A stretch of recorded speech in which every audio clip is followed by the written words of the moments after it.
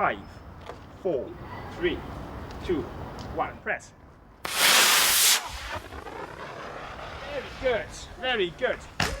Kerry Evans, voted Secondary School Teacher of the Year with his Rocket Club at Gable Hall School in Essex. So what do we think about mass and acceleration? Lighter mass or the heavier mass goes? Lighter mass. Lighter mass. Thank you very much. There are a number of categories of teachers. There are good teachers, very good teachers, there are outstanding teachers, and then you come across the sensational teacher once in a lifetime, perhaps. Okay, somebody give me a theory. Hold it up for me, please, and tell me what it is. So he's a fun teacher to be about. He's like one of our mates, we get along quite well, and like we always go to him if we have any problems or anything. I'd say he's probably the best teacher I've had. He helps us all the time. He's just on us all the time, and that's how he gets our grades. Kerry was brought up in a small mining community in South Wales. I don't think education was given a huge focus. In school, I done very well. I done very well unconsciously, though I wasn't aware that I was actually studying. It doesn't start to actually register with you until you're about 16, 17, and then realise that you have to have an outlook, you have to have options. And I think one of the roles of education is not simply to get the GCSEs, for the children, to help them get the GCSEs or A-levels, but it's to give them the outlook and the options for the future. To sort of widen the horizons and say, this is the world, this is how big the world is, this is what you can do in the world. And my job is to show you it as much as I can. On today's programme, we're going to set off on a magnificent journey and delve into the realms of the giant panda. Along the way, we will touch upon conservation methods and how we can help prevent endangered species from truly leaving this earth. We're looking at the AS level syllabus for environmental science. We've completed the formal run-through, if you like, of the syllabus. What we're doing now is going back through enrichment activities. This is a very special class for a number of different reasons. One being they're hugely creative, very hyperactive, and have a lot of energy. Oh, panda! Poachers. Pandas have been a target for poaching by the locals since ancient times for their fur. The poachers will usually capture pandas by laying wild traps. This usually results in the reduction of the numbers. So what we're doing is we're now trying to interpret the national curriculum again, this time through different media. They're actually producing a little presentation which we then put on YouTube or somewhere similar so they can revise from this. The trick with these, of course, is getting them to stick to the scheme of work. Reproduction. The mating season usually takes place from mid-March to mid-May. During this time, 2 to 5 males can compete for one female. The male with the highest rank gets the female. Oh, you're my man! Looks like the panda found himself a mate. But when mating, the female is usually in a crouching head-down position as the male mounts him from behind. Copulation time short, ranging from 30 to 50 seconds. Get in there, Reese! Oh yes! Well, I think that's about all we've scripted for this show. Hope you enjoyed it. Goodbye!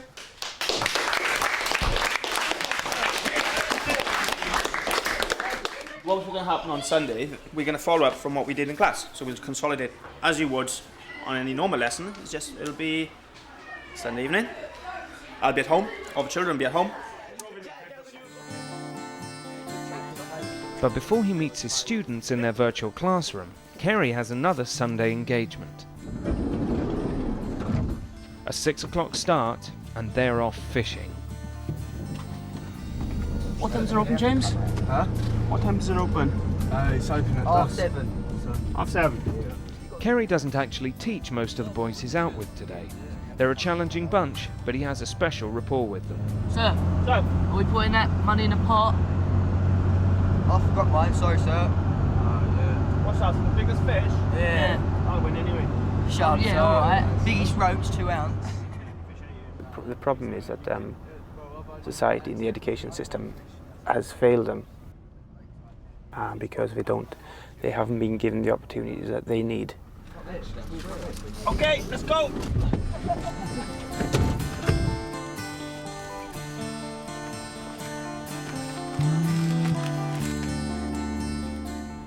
They're just as worthy as any other child, and they should be given opportunities to show their worth.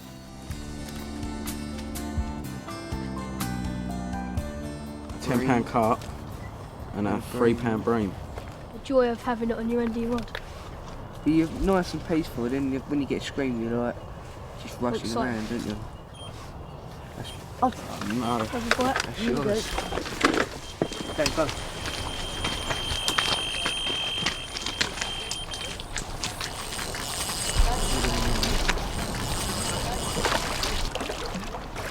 Yeah. Matt, open that now. What? You get a forceps. Got it for. Big one, eh? Nice size. Nobody else is mad enough to go fishing with me, so the boys will, you know, they'll go fishing, and they're good company. They really are good company. What's your favourite subject at school, Adam? Going PA? Going home. Yeah, going home time. You get to see a different side of the boys than you do in school, because in school it's a different relationship, and we have to have a different relationship. Being chucked out of one of my lessons, and I go into his lesson because I think he's a good teacher, and all the time you have fun. So there ain't nothing. But besides having fun, you also learn. So it's a good thing. I think sometimes the classroom isn't the place for James. James, he's a great student, but I think the classroom really isn't suited for him. I think he would have been better off, you know, with a vocational sort of setting to do his things. Within their natural environment, in an environment that they're comfortable, the children are far better behaved. They can interact with adults on a far, far better level than they would in classroom. I think they're more relaxed, and when they're more relaxed, they're more responsive. Have you got a kettle? Yeah. Have you got any tea bags? Yeah. I would murder for a cup of tea. Oh, have you got spaghetti? Yeah. Very nice. Are you actually doing any fishing at all, boys, or are you just like cooking? Yeah, they're up. Thanks.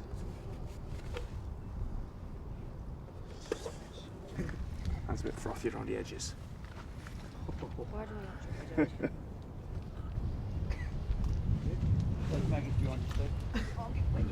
The wind went underneath and must have taken it in. There we go. Flew in and then it went in the water and it started sinking. Fished my tent out then. It was pegged. I pegged it down. Obviously not good enough. No, obviously not. Adults are entirely to blame for lack of aspiration. If adults show a lack of aspiration, then the children will do exactly the same thing. We have to look to the adult community and our failings and what we've done to create children with a lack of aspiration. What we need to make sure is all these red blocks are completely filled, okay? So for instance, Danielle, you're missing these two from module 7 here, so if you can get them in, or if you've done them. This target tracker is a program he's developed to monitor students' progress with them individually. This is a BTEC class, so it's very, very important that this is completed. It's a crunch time for them because it's now that we send all the work off. What do you have to do for module 7, number 5, yeah? 7.5, that is the different action groups. So you're looking at Greenpeace and also Friends of the Earth, yeah? And the differences between them. And if you remember the road project we did, which one would sort of like be the most useful to actually contact? Who would give us the most help? You decide and you give me the evidence. A lot of children lack confidence in their ability. They can do it. They just got to be told constantly they can do it, and they need to be praised constantly for what they do. Also, I think it's very important that they're able to see the end of the tunnel, and they're also important to see the steps on the way there. So they need regular progress checks, where they are, how to improve, constantly, all the way. Where's the chocolate thing? The chocolate. Bring it in tomorrow for me then, and then we'll be sorting it out. Okay, go. So this one, okay, for how does it affect your quality of life? Your quality of life. Computers in particular. If the work is bad or under, the last thing they need is to be told that the work is not good enough. You cannot say that to a child. You have to say, yes, but what you could do is this, and this will get you this grade. And I think that's important. 7 of them have got 4A grades, which is really, really good. That's Gingy and Jade. Erbert and Sherbert, yeah. Erbert and Sherbert. David is at the back. You're in merit, aren't you, Jade? And Paige, who's upstairs. Oh, there's Paige at the back there. So they're all on a distinction, which is pretty good. I'm so proud of this class. I really am just so proud of them because they came from right at the bottom end, but they're fabulous kids. Sir? It's one thing to be intelligent and produce what's expected. It's another thing to go past your expectations and do something a bit special. And that's what these kids have got and done. It's something a bit special. I've never seen somebody so passionate about learning. And people often talk about a reflective practitioner, that we want to become reflective practitioner. This is the embodiment of a reflective practitioner. He's never, ever satisfied with his performance. He's devised that system. I'm not sure if you've seen it. You've devised that system, Dancer. And the reason it's called Dancer is quite geeky, really, and quite sad, because it was created by two people, and that's Dan, my colleague, and Kerry, of course, which is me. Children at the end of each lesson can comment on his lessons from the perspectives of teaching, learning, classroom interest, and classroom environment. Was it too stifling? Was it too relaxed? Was it too easy? So Ben would come up, question 1 is flashing, and he would press. So how was my teaching today, Ben? Pretty good. Question 2 flashes. How much did you learn today, Ben? Once the information has been stored on Dancer, Kerry can review his lessons based on what the children actually thought of them. Excellent. And how was the classroom environment, Ben? Fantastic. Oh, thanks very much. Some people have actually bought it in other schools, so it's being rolled out, certainly across the authority.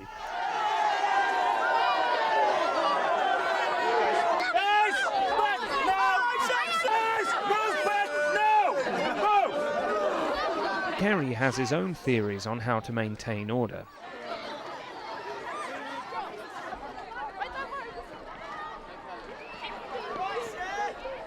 Never, ever try to court the popularity of the children. Never.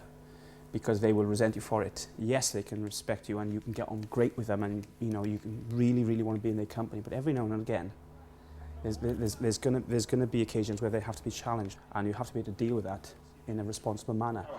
Yeah, it's yours. Yeah. All right. All right. I will see you later. Which book is that? John? Yes. Not funny, is that? Sorry, that's a bit funny, no? No, it's not a bit funny at all. I will see you later then, okay? I'll speak to you. I think it's also important in terms of sanctioning the children that it's non-judgmental. You're not judging them as a person. You're judging the behaviour of them on that particular day at that particular time is what you're judging, and you deal with it as swift as you possibly can and as harsh as you need to be. But then the next minute of the next day when they come in, you welcome them as if nothing ever happened. I think it's important to do that. Never ever hold a grudge. With lecture MCs from Gable Hall, there's nothing we can't do at all. To be honest with you, most of them were going to carry on and not use science whatsoever. But that's not the point. It's giving them belief and confidence in their abilities. It's not a crime. Such a big space, we could do much more. And make everyone stay till 4:30. And I think it's very important you give them that sense of worth, sense of self-worth. You want to come out of school thinking to yourself, I am somebody, I'm worth something. So watch this space. Gonna hit you with the remix Weetabix.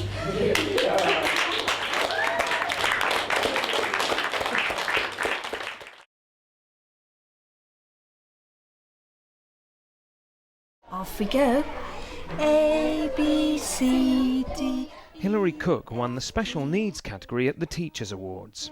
K, L, M, N. She works at Lauriston School in East London. R, S, T, U, V, W, X, Y, Z. Well done. The children absolutely adore her. They feel safe with her and they really feel she makes a difference.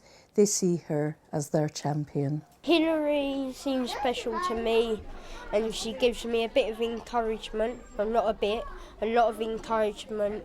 She's always ready to help. She manages to always see things, you know, she's got this great insight.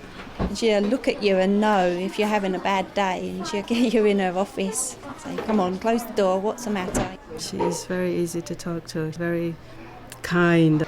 She's just amazing. Okay, no peeping. All right, ready? Okay, and in. Sit. I think you made it. I did make it, yes. Perhaps my main job is to be something of a detective and to be the person who helps those involved with the child to work out what it is that's making the child operate in the way that they are. If we were doing dog, look at my hand. We've got D, Dog. What can you hear at the beginning?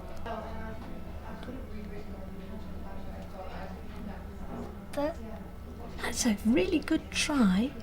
If I was saying b, my lips would be together, wouldn't they? They'd be saying b, but they were saying d, d, d, d. Can you find that? Which is the letter that goes d? Jolly good. Oh. G, g, g, g. Well done. Dog. So we've made dog, haven't we? Hilary is dyslexic herself, but puts her own experiences to positive use. It's good to be able to tell children, yes, I was really awful at spelling, or I can remember what it was like not to be able to read. Hey, Betty Martin, tip-toe, tip-toe. Hey, Betty. Hilary works alongside class teachers to assess all new pupils for potential difficulties. Here, she's assessing children's physical development. To be able to get into a circle, you have to have the big picture. You have to know your own body boundaries. You have to know where you are in relation to other people. You have to have the concept of a circle. That was a very slow circle. Find a space. Quick, quick, quick.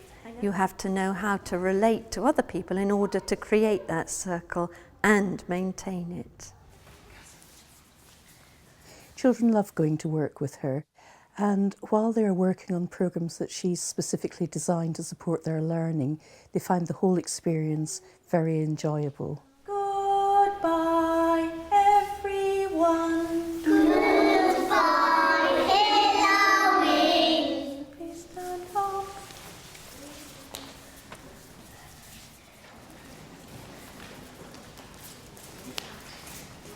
So, how do you think Berkan did today? I think he did amazingly. Because he actually managed, with the extra limitations of having the benches there. That's right, yes. He was still moving much too fast, but he was really, really trying, and he was really focusing, and he was really concentrating his whole body for the stopping. He was, which was wasn't fabulous. he? And it was interesting. Simran was really using the space well today. So much better. But she's more relaxed in herself at the minute, and I think that's really having an effect. But so she really was, and her whole body was also moving, because from the PE work we've done, I mean, I think I've been thinking that she's been quite stiff in some of her movements. Fine motor control is good, isn't That's really it? good, yeah. Luke's still having a bit of problem with the... but he could do it today. Coordination. Yeah. And the cross-lateral movements, isn't he? But he's really moved on, hasn't he? He's getting there. It's a little bit slow, but he's there. Yes, but he actually did manage to cross today. I mean, usually he gets totally tied up with that, and his hands are actually, he doesn't know actually almost where to put them when you get to there. Did you notice anything in the crawling? I noticed Harry, and there was a sort of slight looseness in his hip movement as he was crawling, and I'm just wondering, we just need to watch that. I think it's all fine, but there was just a slight sort of drag each time, so maybe we can watch that. You'll have to go, won't you? I will. Okay.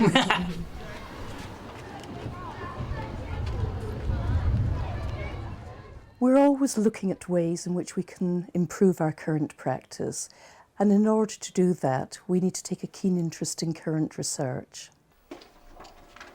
For 5 years now, Hilary has been working on a research project with academics from Oxford University. The specific information that I get from a research project makes me a better teacher, because it gives me a new approach to observation. There's new information on how the brain functions and so on, and you've got to really keep abreast of all that if you're going to do the very best you can. Good balancing, well done. The brain gym that we do at the beginning of each session is one of the ways in which we try to help the development of neural connections. Okay. Some people find it very difficult to sort of reach over and do something, on the opposite side of the hand that they're using. That's why we do this cross-crawl activity. Then nice deep breath out and let your tongue go loose. We're going to do name the person. Can you remember what the endings are that we're going to add? Karen, what do you think? I-A-N. For children with really significant phonological difficulties, seeing words as chunks of meaning rather than having to analyse words in terms of sound can be a very useful way into literacy skills. Oh, well done, yes. IVE. We're going to do that one as well, aren't we? Harry, will you start us off? What's the word? Sing. A person who sings is a singer. Which ending would it be? Can you show us on here on the table which one it is? That one. That one, okay. Research has to be something that can really enhance teaching and children's learning, and I think that's what's made it so powerful. Can you show us? Can you show us what you have to do? Well done. You're so clever remembering that, because you found it hard at first, didn't you? Well done. When Hilary took on the role of special needs coordinator in the school, she transformed that area into one of the most effective, efficient areas of work that we do. Not only did she bring her own knowledge and skills and expertise to special needs, but she has spent a huge amount of time developing colleagues into really effective practitioners.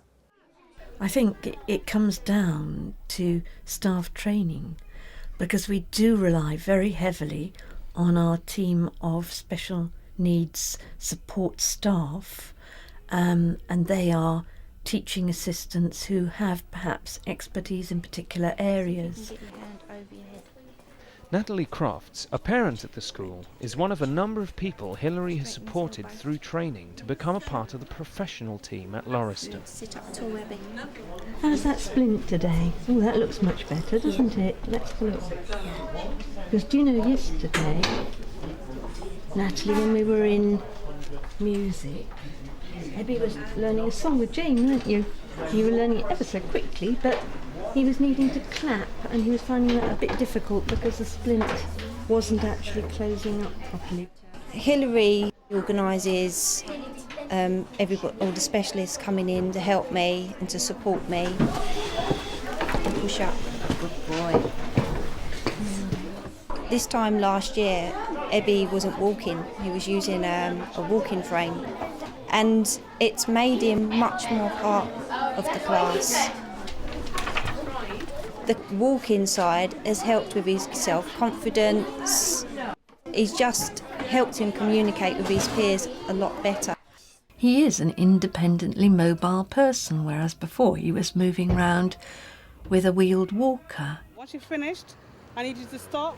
Millie Hippolyte has been at the school 17 years, also starting as a volunteer.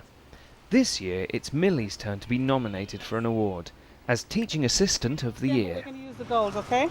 She explains it's been Hilary's belief in her that's given her the confidence to make a career for herself. One of the key qualities really that Hilary has is where we meet up, and I just feel so valued. It's just really, really heartfelt. It's just a really nice thing. Matthew is one of the children supported by the special needs team, led by Hilary. He's got spina bifida and hydrocephalus, and so he needs... The time we came here, he just turned 5, so he wasn't walking very well like he is now. Next person.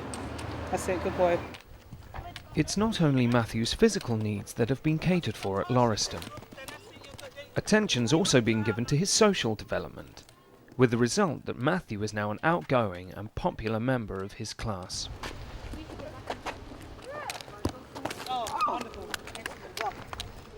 As far as inclusion, what we do is really aim to adapt equipment to just think ahead. Go out there. Yeah? It's going to be all over the place. So really it's just about making sure that you accommodate all children, and the smallest of things that don't seem to make a difference sometimes can make all the difference. I think one of the main things in my job is to make the path smooth for children, or as smooth as we can make it. Another day begins, and another child needing Hillary's special support arrives at the school for the first time.